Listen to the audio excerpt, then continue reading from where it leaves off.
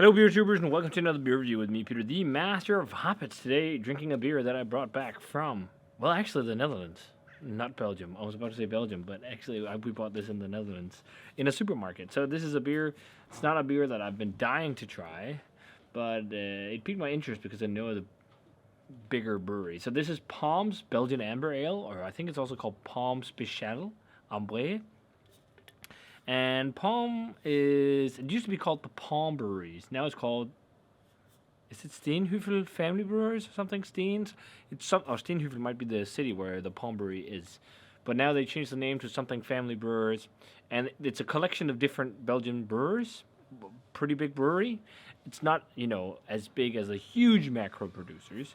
But they have a very famous brewery that I've always held near and dear to my heart in their portfolio, which is Rodenbach.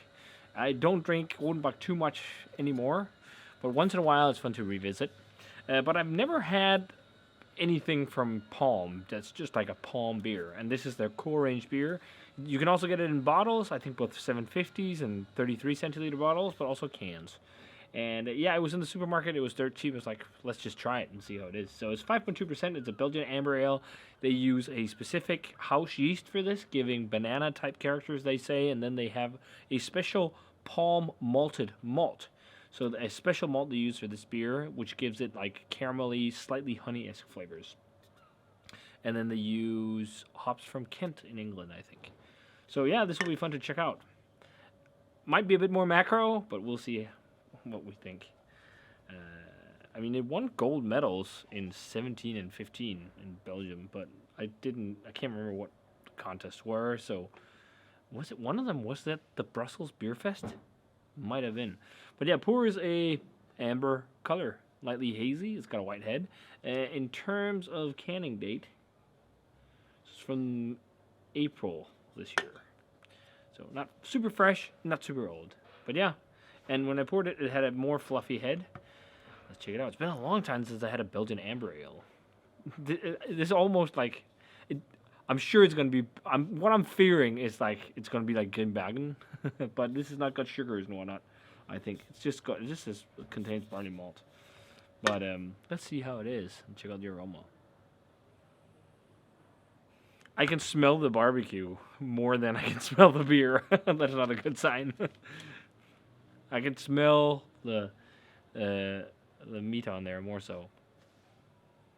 It's caramelly and toffee-like.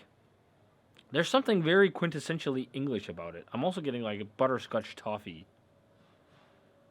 It smells very much like classic English, like amber ales, cask ales. Buttery, honey, caramel notes. I'm not smelling much banana. It smells fairly clean, all things considered. Maybe there is a touch of banana, just a light touch, but yeah, it smells kind of like a run-of-the-mill supermarket interpretation of a Belgian beer, really. Let's try it. Cheers. I think I paid €1. Okay, it's not terrible. Yeah, it really reminds me of British beer for some reason. I actually expected it to have much more of a Belgian feel, but maybe it's the toffee caramelly malt flavor and the hops from Kent, making it seem more British. It's probably something like a Fuggle or East Kent Golding or something like that. Spready, toffee, caramel, quite fluffy and velvety for 5.2%. It's got a good mouthfeel. Slight bitterness. It's also nettly. Yeah, butterscotchy, toffee, caramel. I'm not getting much banana on the flavor.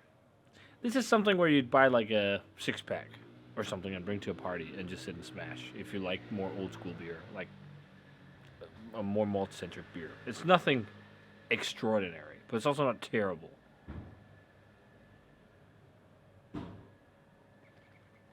I'm surprised by the amount of more classic English flavor than, Belgian. I can't remember the exact reason, but there's a big influence from English beer in the, early Belgian beer scene, and I can't remember why. Gordon's Brewery has like they do like a Scotch ale, but they have their own weird like Belgian not weird, but I think it has Belgian yeast. I can't remember all the stories. There's a lot of history about like Belgian and English brewing tradition being a little bit linked versus like Belgian and German. Although you have the Wiesbier, which is like their interpretation of Hefeweizen. It's all right. I drink it over a amber from Glenbergen any day, because this is not like cloyingly sweet. I think there is a little bit of a banana-y thing. There's also I see that like a honey malt sweetness and breadiness and whatever. Like there's no really off flavors. I'm sure that butterscotchy thing is supposed to be there. It's what the brewer wants. It's just it tastes like a beer that's brewed in huge amounts, but done how it's supposed to be. So yeah, would I pick this up again? Probably not. But hey, we tried it. Palm Amber is Amber Special Beer. Is that the name? Belgian Amber Ale. It says here. It doesn't say anything.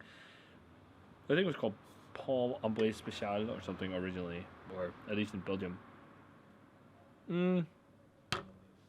Rating on this one.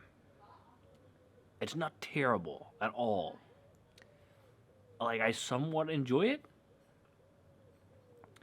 So 78 maybe, something like that. Like it's all right. It's okay beer. It's decent. It's not something you should seek out. But if you're on holiday in Belgium and this is all you can find in a local supermarket, it will do you okay. But you're gonna have no hard time finding much more interesting beer if you're in Belgium. But hey, it's okay. So if you guys had a chance to try Palm Brewery's Belgian Amber Ale, Amber Special, let me know what you thought of it. Okay stuff. And as always, remember to comment, subscribe, check out the Facebook fan page and Twitter and Instagram. Give this video a thumbs up if you enjoyed it. Ring the bell for future notifications about videos. And I'm going to say cheers. And see you guys in another beer review.